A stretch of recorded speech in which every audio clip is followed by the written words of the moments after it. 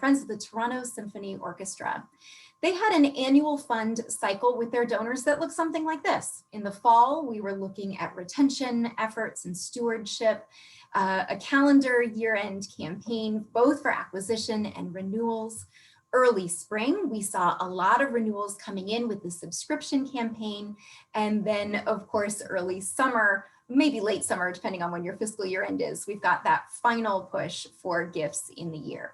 So this might look fairly familiar to you, and it may also look familiar to you that this early spring piece with subscription renewals coming in February or March was not going to happen in the way that we had seen that in historic years. So marketing and development got together and they said, what are we going to do? What should we replace this piece of communication cycle with? And they opted for a mid-year telefunding campaign. Let's go into the details of some of this, Stephen. So here's what they've done. They did a lot. Look at all these action words: collaborated, aligned, focused, extended. This team together made sure that they weren't overlapping each other's campaigns. When will subscription come out? When do we have major donor communications that are happening? What channels are these on? This channels bit becomes really important in Canada and in the UK, where an email address is worth a lot. It's hard to get permission to be able to contact people that way, and we certainly don't want to lose them once they said yes.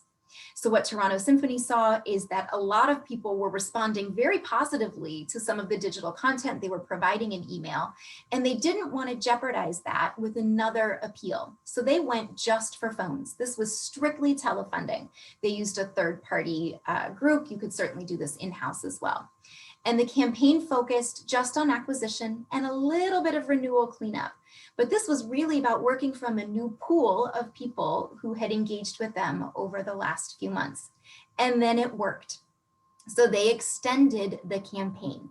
They were seeing a positive return on their investment week over week. And so they didn't stop when they planned to, they kept going. And this has put them on track for their best annual fund ever. Congratulations to the Toronto Symphony Orchestra for listening to their patrons and for collaborating internally to make sure they were capitalizing on all of their resources, assets, and relationships as best they could.